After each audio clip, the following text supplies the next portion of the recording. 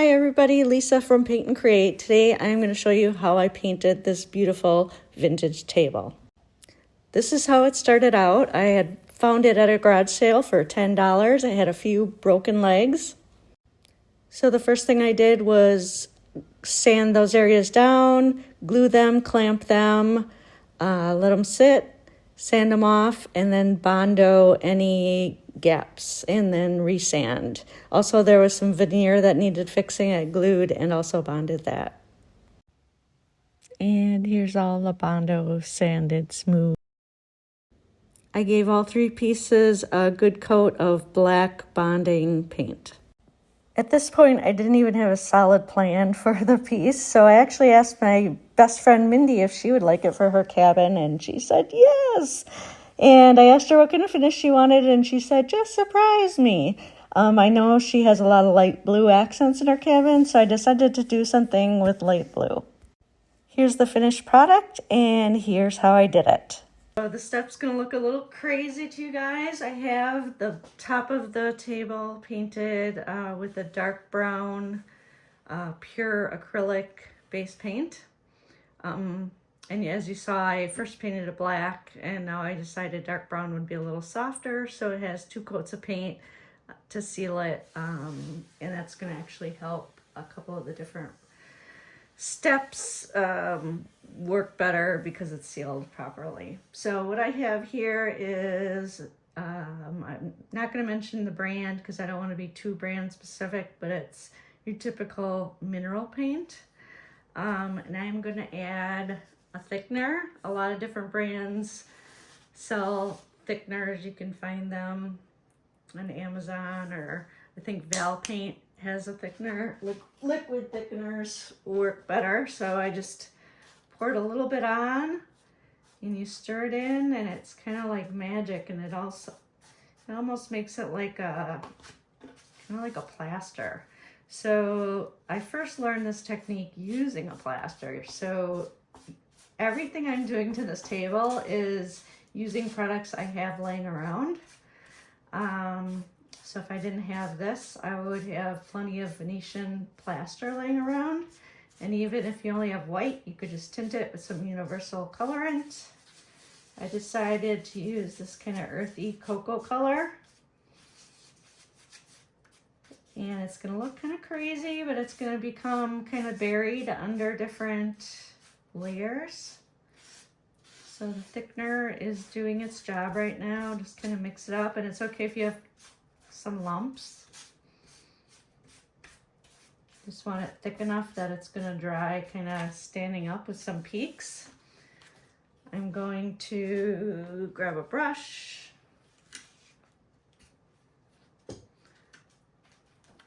And I'm just going to kind of, called like buttering your trowel. You usually use a blade.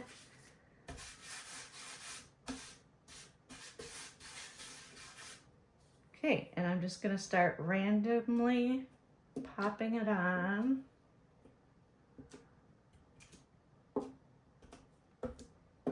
And those little trowel marks won't show in the end.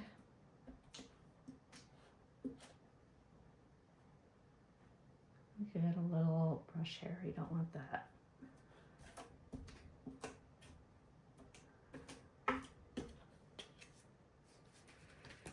And I'm just going to do this to the tabletop, not to the table legs.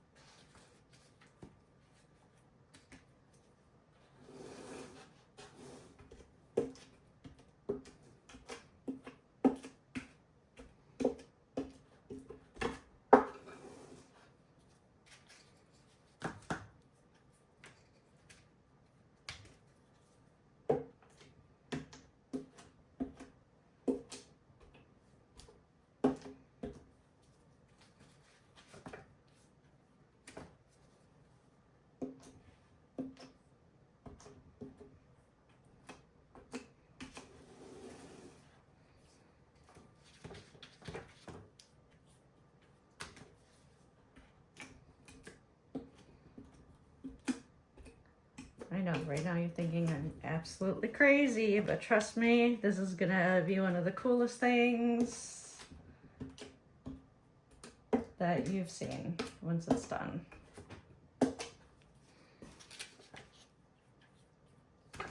I haven't seen very many people use this technique. It's pretty cool.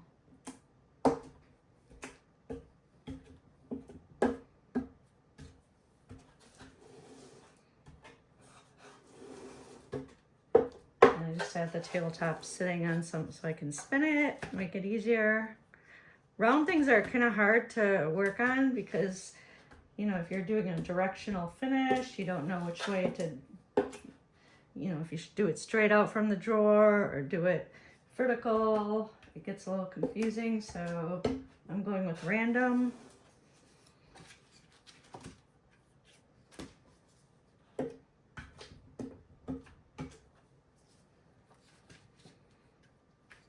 It's not so much the low spots, it's the high spots that you're gonna see in the end. So keep that in mind. Okay, that's it. I gotta decide I might do the sides or not, but we'll let this dry and I'll come back for the next step. Okay, I decided I'm gonna do just 2 parts of the base just for cohesiveness. I'm gonna do this part of the column and a little bit of this. And if I get anywhere else, it's okay because it's gonna get buried under other steps. I can't take a flat trowel to these rounded edges, so I'm just gonna use some crumpled up paper towel and dab it on. It works really well. You could use a sea sponge too, that would work. You just wanna make sure you're using enough that it kind of raises up.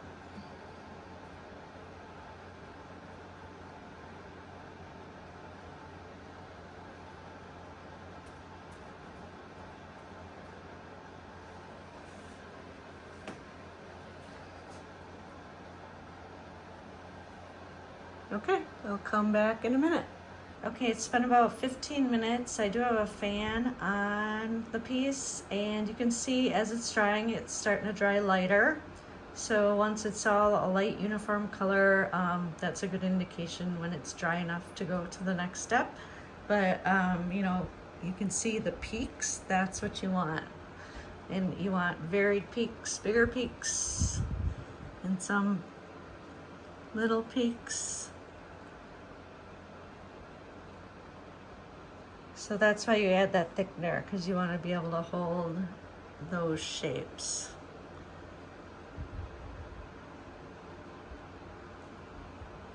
The next step is I'm going to be doing a crackle finish. So I'm going to use what I have at home, and that's some Modern Masters crackle paint for latex. I've used craft store paints and they work equally as well. They just come in smaller amounts.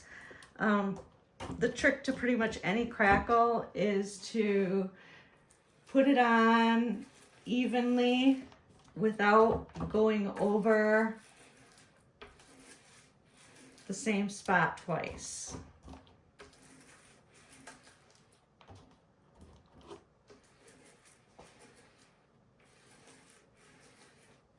So I prefer rolling it.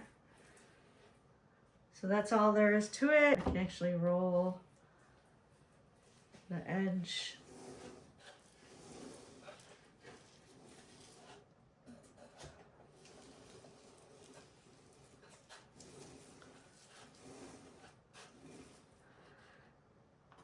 And actually, I can probably get away with, if I use my reach here,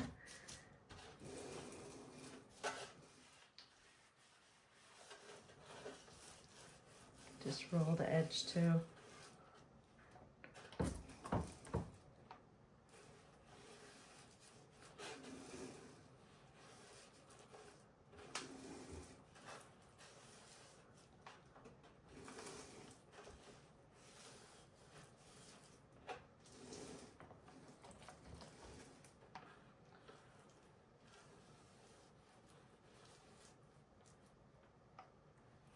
Okay, I'm going to do the same thing to the base and the drawer. And this particular crackle takes about 45 minutes to dry. And then, even though the directions do not tell you to, I am going to roll a second coat and then let it dry about 40 minutes or so. It always depends on the temperature of your room and air circulation.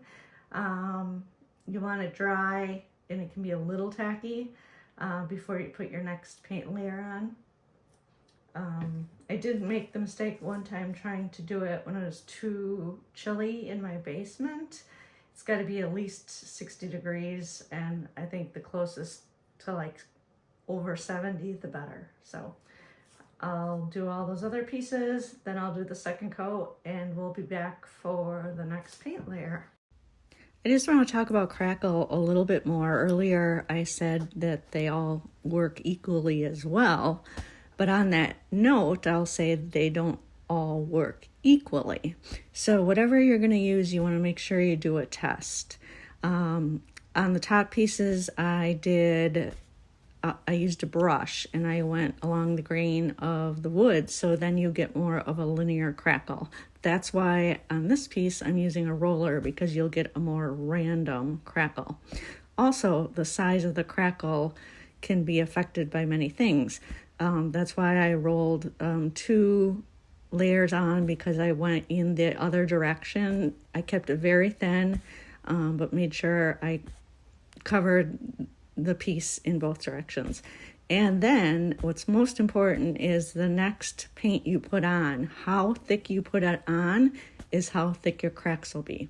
So for this piece, I wanted a very fine china crackle is what it is called. I want a really authentic, old aged look. Like this was painted and lacquered many, many years ago, and I got hairline cracks. Okay, here comes the fun part. I actually mixed up some of my own mineral paint that I had. I actually had it in white, and I just added some blue concentrate to get it to the color I wanted.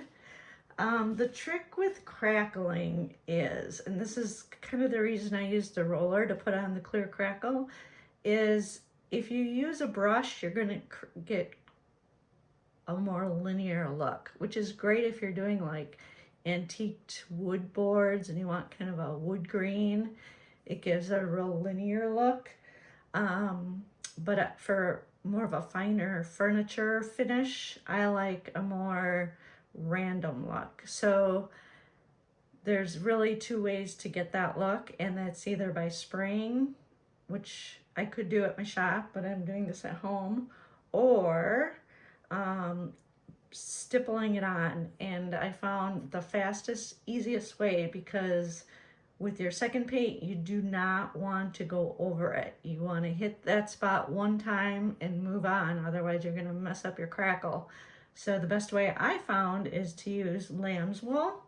So I actually have a piece of real lamb's wool here, and I have it pounced in my paint, and I have my paint tray sitting right next to me.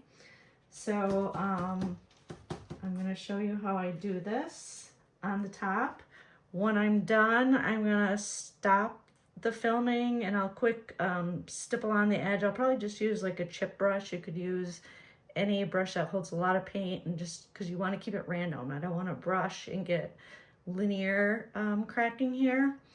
But after I'm done with that, I'm going to switch my video over to time lapse, so you can actually see the crackle happen in time lapse, which is, I think, pretty fun. So here we go.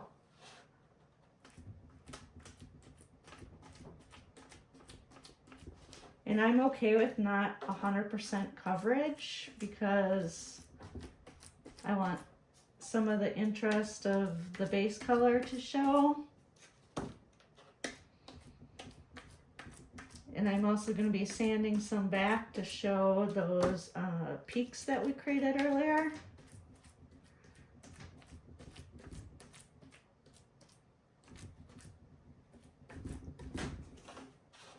Areas that are going on a little thicker will actually give you a little larger cracks. But in general, this is the best way to give you a random crackle.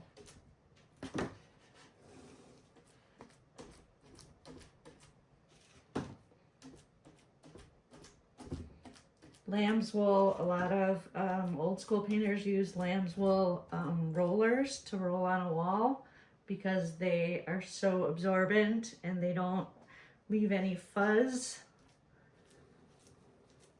behind. Wash up really nice, and you can kind of use them forever if you take care of them.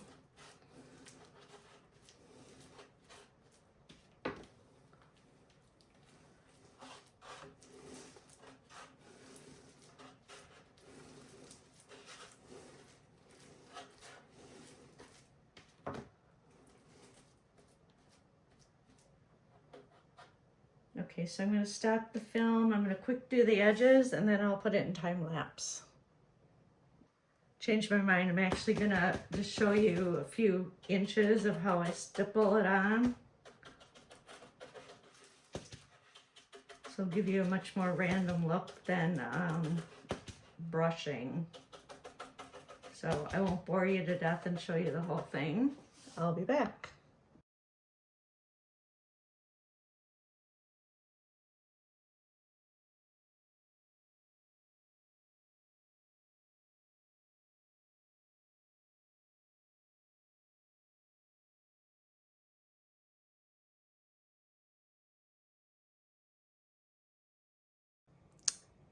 Good morning. It is the next morning and it dried overnight, so I wanted to give you a close-up. This is exactly the kind of crackle I wanted. Pretty fine, irregular, kind of looks aged over time. I think there's a little too many dark spots left, so I am gonna, now that the crackle's dry, I can go ahead and fill those in. And the next step is going to be sanding this down to make it smooth. It'll still show the cracks, but it's going to smooth out and reveal some of that taupey. You can kind of see that cocoa color. Those peaks are going to show through and be a pretty smooth, believe it or not, tabletop. So I'm going to fill those spots in and I'll be back soon.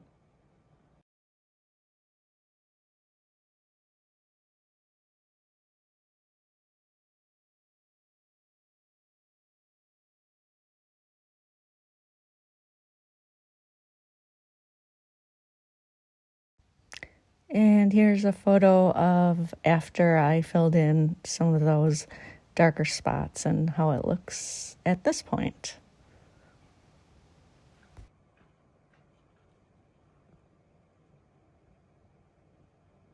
I started sanding roughly half of the table since it dried, and I'm going to start vacuuming it, so excuse the sound of the vacuum, but I want to show you what it starts revealing.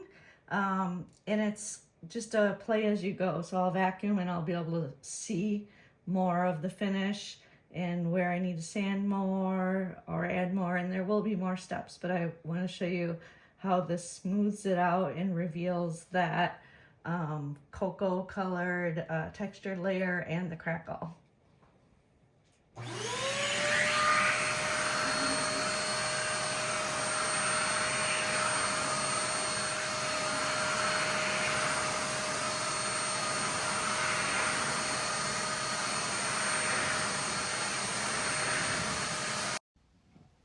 Here's what it looks like after I completely sanded it and wiped it down.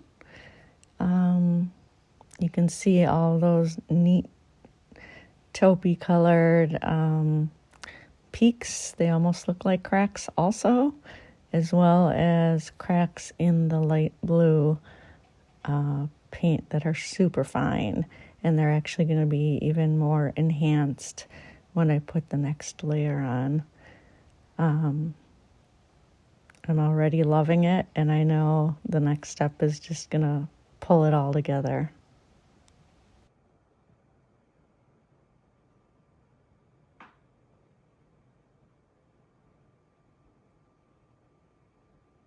I did wet distress some of the edges just to make it a little easier, and that's where the dark brown, it almost appears black, but it's the dark brown, and that's why I originally switched from black to brown, because the brown will read a little softer. Black would be pretty harsh with the light blue. So the next thing I'm going to do is roll and brush a coat of a satin clear coat. This is kind of a non-aggressive clear coat. So it's not going to disturb the finish, but it's going to create a barrier. So a lot of people call it a barrier coat. So just to be fast, I'm going to go ahead and roll it on the large round area.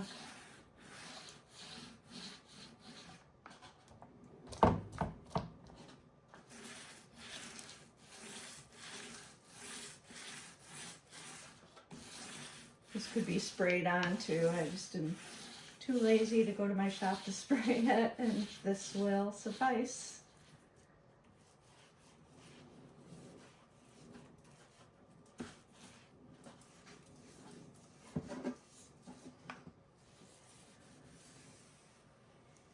And this kind of brings out the color to the paint. I'll go ahead and I'll brush the edge and also the base, and I'll be back for the next step. So this is with the clear coat on. It's still drying, but I wanted to show you how much it brings out the color. You know, I used a light blue, and when it's dry and I'm working with it, it kind of reads gray, but now the light blue is really showing through and much more prominent than it was. So this is going to take about an hour, maybe 2 at the most, to dry. And the reason we use a barrier coat over this mineral paint is, if I'm going to do another step, which I am, I'm going to do a glaze to soften it, is if I didn't do it, it would just kind of bite into this finish and be too dark. So by putting this clear protective barrier coat on, I can control my glaze, and it's not going to bite in and get too dark.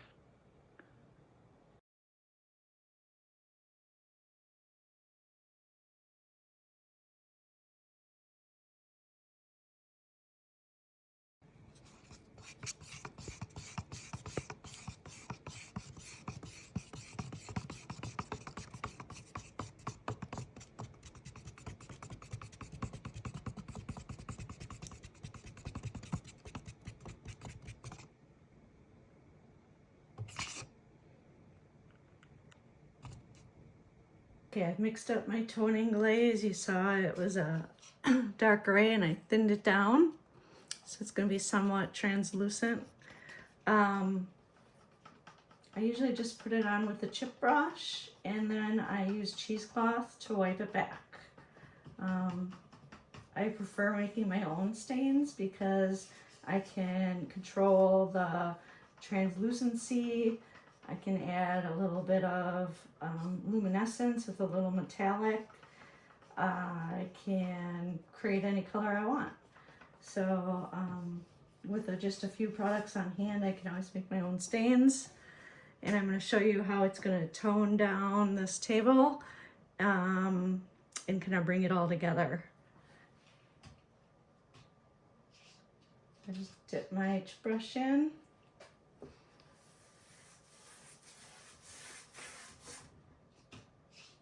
When you have a large surface, you kind of want to do the whole surface. If I was doing like a cabinet door, you could take it by sections as long as it makes sense. You know, like do the center first and then do the stiles after. It really doesn't matter which way you brush it, even if you have a directional piece, because what matters is the way you cheesecloth it off. That being said, this is a round piece, so I'm just gonna go horizontal to start.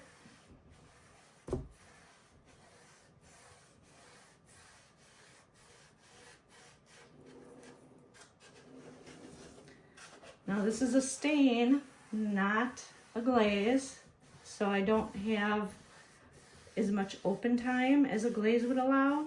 But if you're doing this as a job for work, time is money. So I actually prefer the faster drying products as long as I can handle the dry time.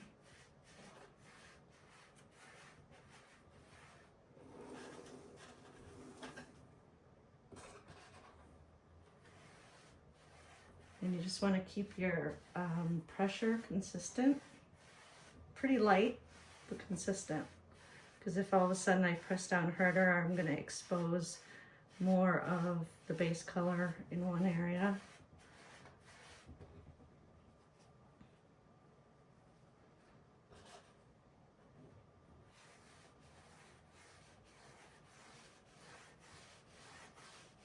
This also is going to kind of bring out the crackle a little more.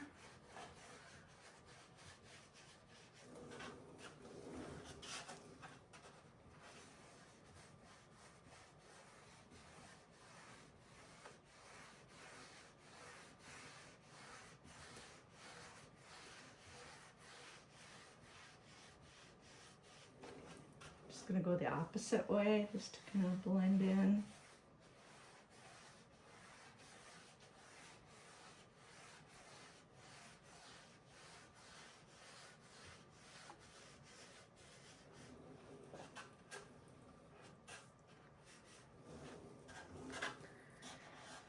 All right, do the edges.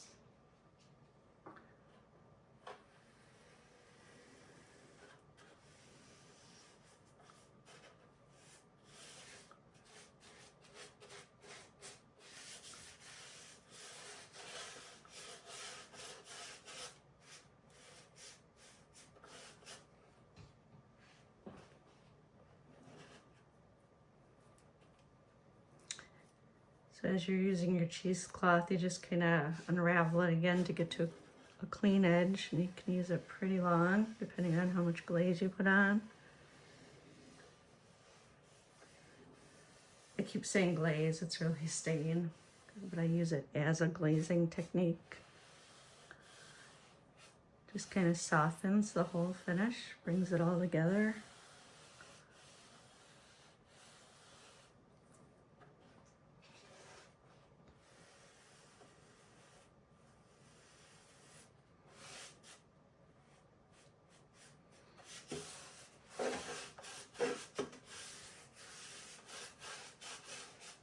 You don't have to hit every single spot with your brush, because chances are your rag already has some stain on it and you're pushing the stain around, so it's kind of getting everywhere you need it to go.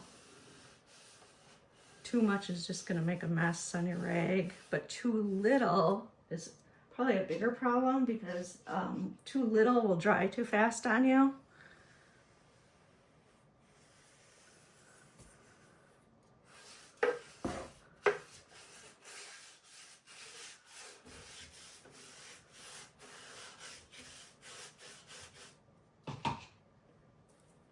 And I kind of just decided the colors of this table as I went. My friend requested, she said she'd be happy with anything. She liked the black Crackle, but then she said, what about light blue? And she said, just surprise me. So I'm surprising her, and I really didn't have a plan. But I've done enough finishes that I kind of know how certain colors look on top of each other. But it's a good idea to do, just get a piece of sample wood, or just a piece of 2x4 or something to practice on if you're not sure of your colors before you do your whole piece. Same thing with stains. If you're just learning to mix stains yourself, you could always get a piece of wood.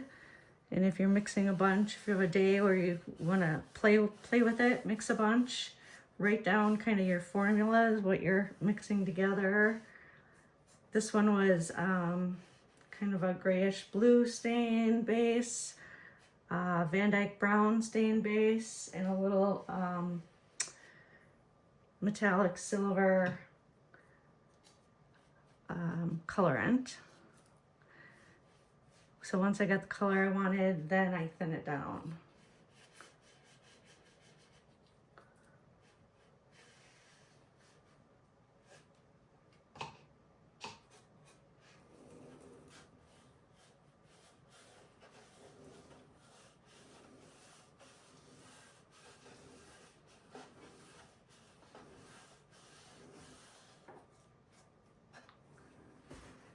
Depending on your temperature and humidity, this dries fairly fast, but I'd give it at least like 4 hours to dry before you clear coat it. As a general rule, overnight is best. So I'm going to show you the difference between the toned tabletop and the base that I haven't done yet.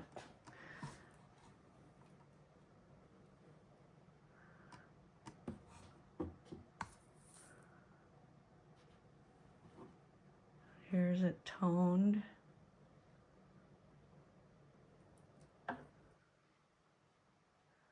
And then here's the base, much brighter, bluer, and toned.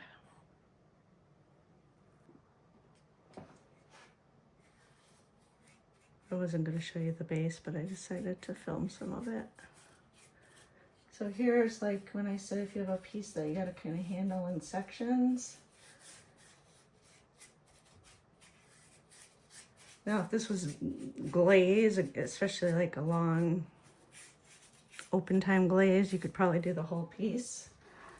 But because this dries so fast, this is how you have to handle it.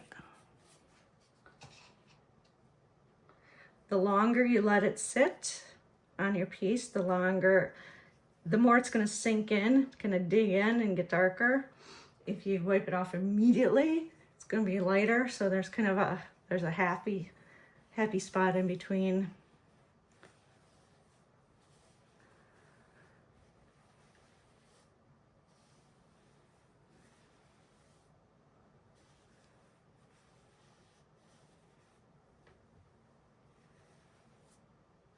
I like stain just because it gives it a more softer, authentic finish, I think, than a glaze does. And like I said, it's more of a speed thing too.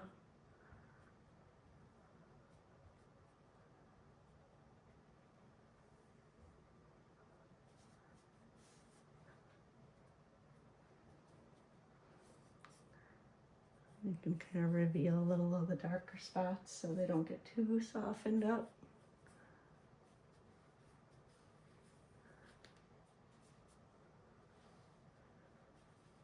It's kind of that last step that just brings it all together, I think.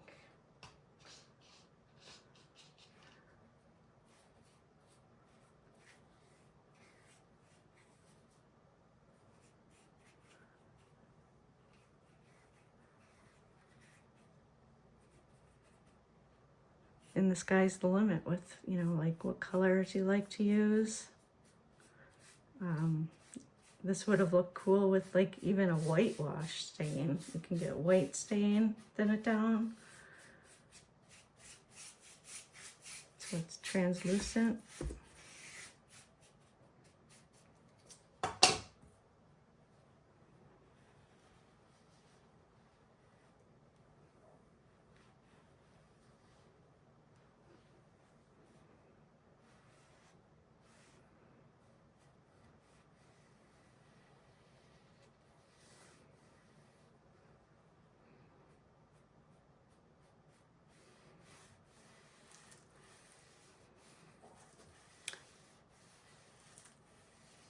Sometimes if I'm working on a bigger piece, you can see where I just did this side and got a little on that side. I would take a wet rag and immediately take that up so it wouldn't start setting. But this is a small enough piece that I can get to it fast enough. But that's definitely a trick I've learned over the years. So just to always keep that microfiber cloth with you, have it damp so you can wipe up any edges that you need to as you work. if you wait too long and you do see a drip or something, you can use a little bit of denatured alcohol really lightly, because that'll take any kind of water-based product up. It's also a good thing to always have on every job. If you get some on the floor, it takes it right off the floor.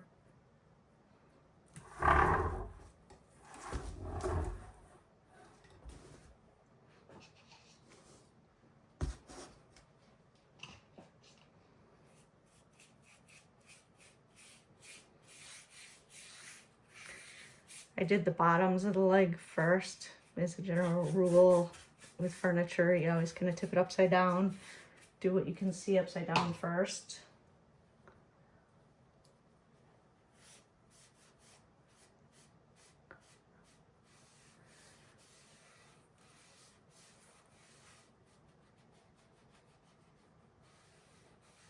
I would say most of the time after I do a technique like this, I go through with a darker color and do some accents, but I don't feel like this piece needs any more interest. So after this dries, I'm gonna clear coat it.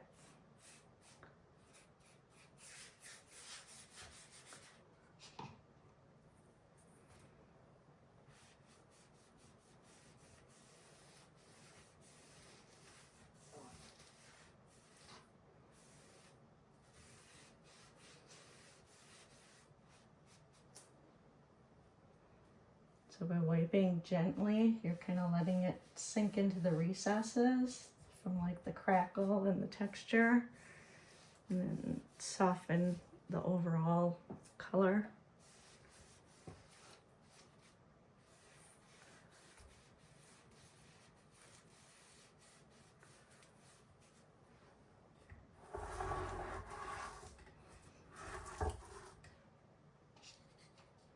What do you guys think? Do you think you prefer the original brighter, or do you like the softer kind of antiqued glaze on it? Let me know in the comments. And anytime on any of my videos, if you have questions, don't be afraid to ask, because I read all of the comments. And when I started this channel, I was just kind of fed up with, I've been in this industry like 20 years and just fed up with a lot of other finishers that just keep everything so secret, and like it's rocket science, and not many things I see are really new techniques. It's just somebody's old technique reinvented, and then they call it their own, and it gets kind of dramatic, and really it's a big world, and it's not a problem to share information, because everybody's going to put their own technique and their own spin on it anyways.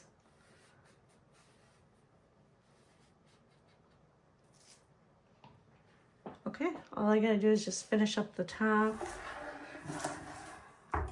let it dry.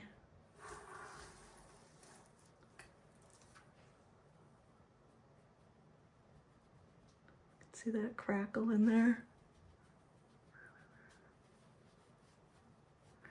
This just gives such a pretty like hand buffed finish, hand rubbed.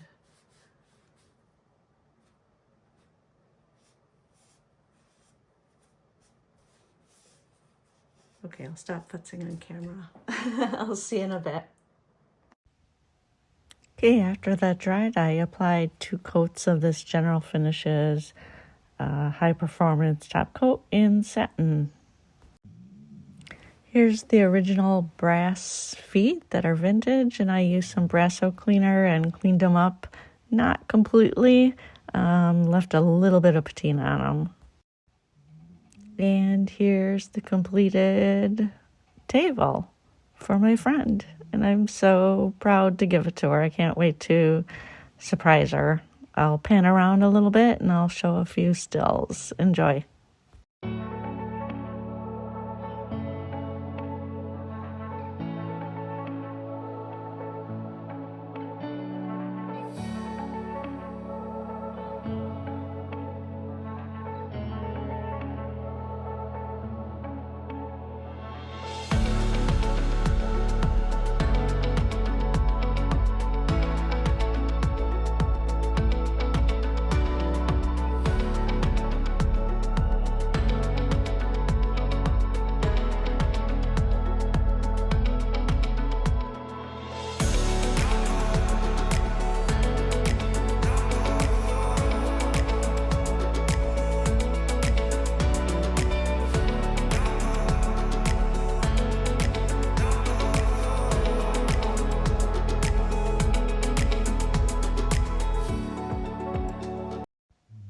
Thank you so much for taking your time and watching my paint tutorial on Paint and Create. If you liked it, hit me up with a thumbs up and subscribe to the channel to see more content in the future.